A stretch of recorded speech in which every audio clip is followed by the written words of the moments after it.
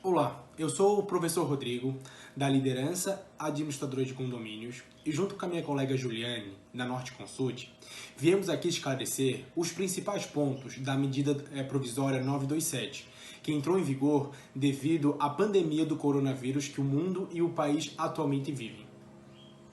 Olá pessoal, a pedido dos nossos clientes, preparamos um material que trata das relações trabalhistas em época de coronavírus, com o objetivo de auxiliá-los na tomada de decisão. Espero que gostem e qualquer dúvida estamos à disposição. Bom, existem várias medidas que o governo federal está anunciando juntamente com o governo estadual em relação a créditos de BNDES, créditos para empresas, mas cada caso tem que ser analisado do ponto de vista da sua empresa, das suas particularidades. Bom, aqui nós vamos tratar efetivamente da medida provisória 927, que trata do teletrabalho, antecipação de férias individuais, concessão de férias coletiva, aproveitamento e antecipação dos feriados, banco de horas, suspensão de algumas exigências administrativas da segurança do trabalho, direcionamento do trabalhador para a qualificação e diferimento do recolhimento do FGTS. Espero que auxilie vocês. Durante o estado de calamidade pública, poderá ser alterado o regime de trabalho presencial para teletrabalho, inclusive para estagiários e aprendizes. Para isso, é só notificar por e-mail com 48 horas de antecedência, para que os funcionários se organizem. Não será mais necessária anotação em carteira de trabalho ou termo aditivo. É só dar condições para que o funcionário possa trabalhar em casa. Então, se precisar entregar algum equipamento incomodato, fica a cargo do empregador. A medida visa ajudar aquelas relações de trabalho, home office, entre empresa, empregado e empregador. Em relação às férias, nós tivemos uma grande mudança. Agora, nessa época de coronavírus, não precisa mais avisar com 30 dias de antecedência, mas sim apenas com 48 horas de antecedência do período de férias. Então, você poderá dar férias para o seu funcionário e poderá dar férias de acordo com a necessidade da empresa. O período não pode ser inferior a 5 dias. Tá? E ela pode ainda ser concedida para aquele funcionário que não terminou o período aquisitivo. O período aquisitivo ainda não ocorreu. Então, eu tenho um funcionário que trabalha há 8 meses, quero conceder férias proporcionais para ele? Sim, eu posso. Então, aqueles trabalhadores que estão em grupo de risco, diabetes, cometido com alguma doença dentro daquele grupo, você deve sim adiantar, caso for dar férias para os seus funcionários, privilegiar os funcionários que estão no grupo de risco. E também tem uma outra parte boa, aquele 1/3 de férias que nós pagamos, quando damos férias aos nossos funcionários, você não precisa pagar agora. Você pode optar pelo pagamento desse 1/3 até dia 20/12 desse ano, até o dia da gratificação natalina, que é o 13º salário. E lembra que nas férias nós adiantamos um salário da pessoa e mais 1/3? Agora não, essa remuneração das férias pode ser pago lá no 5º dia útil, normal, junto com a folha do funcionário. Então, facilitou a nossa negociação em relação ao pagamento de férias a cada um dos empregados, a cada um dos nossos colaboradores. Tá? Voltou, acabou o estado de calamidade pública, pode ser suspensa as férias. E também, caso a sua empresa trabalhe, que eu tenho algumas clínicas, né, dentro do nosso portfólio de cliente, esses profissionais da saúde estejam ligados ao combate do coronavírus e vocês precisarem deles, vocês podem sim suspender as férias ou licenças não remuneradas desses profissionais da área da saúde para que desempenhem as suas funções essenciais no combate da doença. Então, ficou mais fácil de tratar a relação das férias em relação à questão da pandemia. Um terço de férias posso pagar lá junto com o 13º. E se for das férias, posso pagar no 5º dia útil subsequente aquela remuneração mensal, aquele salário mensal. Então, facilitou nesses termos para os empregadores. Na última semana, um cliente me perguntou, posso dar férias coletiva? Eu disse que não pode dar férias coletiva para os funcionários em época de calamidade pública, porque o contrato de trabalho está suspenso. Mas para essa medida, agora pode. Então, semana passada não podia, hoje já podemos fazer isso.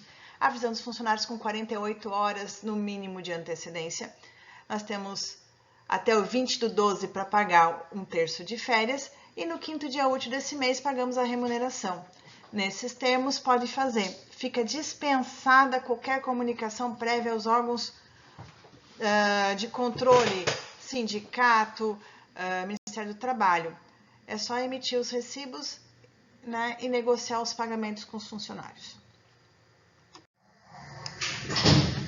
Aproveitamento e antecipação de feriados. Exemplo, feriados não religiosos, tipo Tiradentes, dia 21 de abril.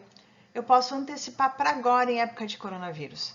Quando chegar no dia 21 de abril, o funcionário vai trabalhar normalmente, por meio de compensação. Então, poderá ser utilizado esse feriado com medida de compensação de banco de horas. Você tem que avisar o funcionário com 48 horas de antecedência, por e-mail, e vamos aproveitar os feriados para bater nesse momento. Então, antecipe os feriados, né, agora, nesse momento, para que lá na frente vocês consigam recuperar a receita perdida pelo não funcionamento da empresa. Aqui, pessoal, eu entendi que esse período que nós estamos parados pode se constituir um banco de horas em regime especial, que esse banco de horas poderá ser compensado em 18 meses, até 18 meses. Então, sempre 2 horas por dia. Então, essa época que o pessoal vai ficar parado, os meus estão trabalhando em teletrabalho, em casa. Mas se vocês tiverem funcionários parados, então façam um acordo, né, de constituição de compensação de hora e eles deverão efetivamente compensar esse período parado em até 18 meses, não ultrapassando a jornada de 2 horas por dia a mais, além do contrato de trabalho. Então, dá para vocês tentar recuperar o tempo perdido nesses termos, de acordo com o que vocês vão combinar com o seu empregado, com o seu colaborador.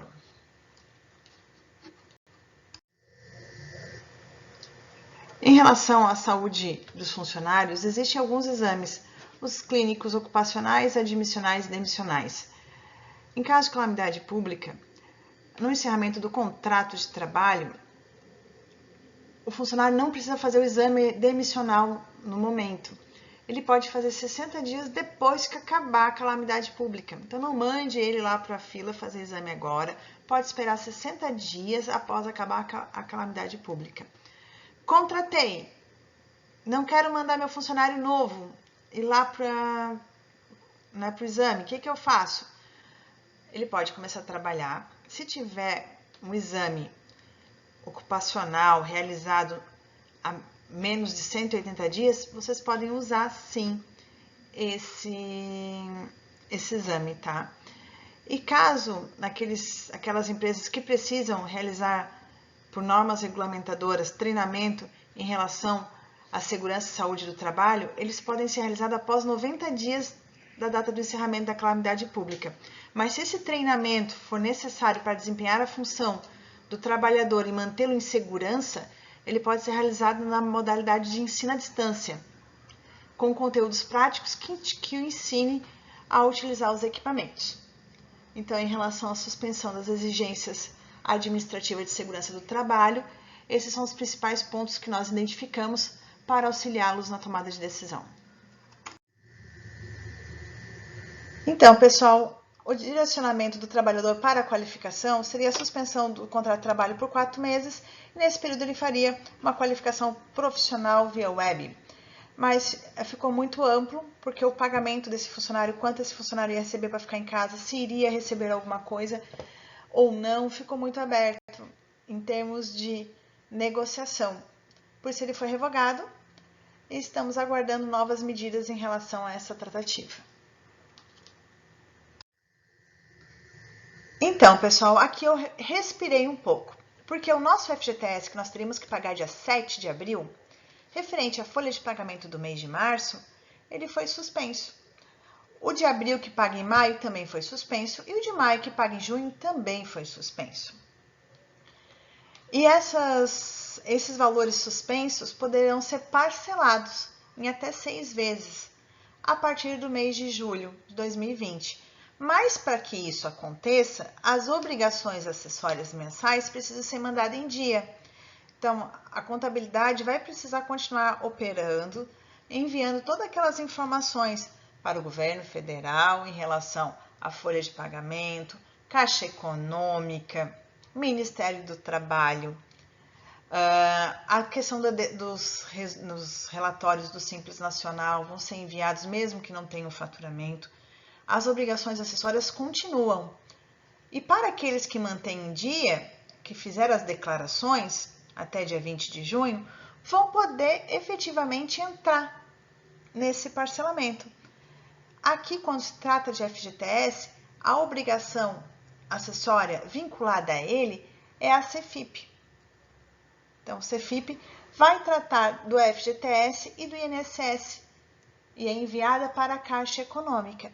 Para aqueles que precisam do Certificado de Regularização Previdenciária, que é o CRP, relativo aos débitos com o INSS, para participação de licitação ou de algum processo de fornecedores, enfim, ou o banco solicita, eles vão ser prorrogados por 90 dias. Então, quem já tem esse CRP, ótimo, excelente, ele vai ser prorrogado por 90 dias, tá?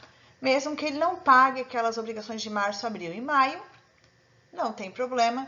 Se fizer as CEFIPs, as obrigações acessórias, a partir de julho ele pode parcelar até 6 vezes mensais, tá? Então, vai vencer subsequentemente cada mês a partir de julho de 2020.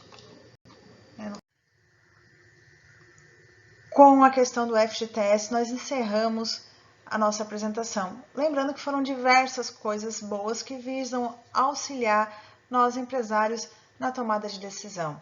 Antecipação de férias, aproveitamento dos feriados agora, nesse momento. Então, quando houver o feriado lá na frente, vocês podem continuar trabalhando para recuperar a receita. E também a regularização do home office, que é o trabalho à distância. Essas medidas vão nos ajudar, sim, e vamos aguardar novas medidas que tratam a questão da suspensão ou não do contrato de trabalho. Qualquer dúvida, estamos à disposição. Cada um de vocês, que são nossos clientes, tem suas particularidades e devem ser tratadas de forma individual. Então, nos ligue e estaremos à disposição para atendê-los.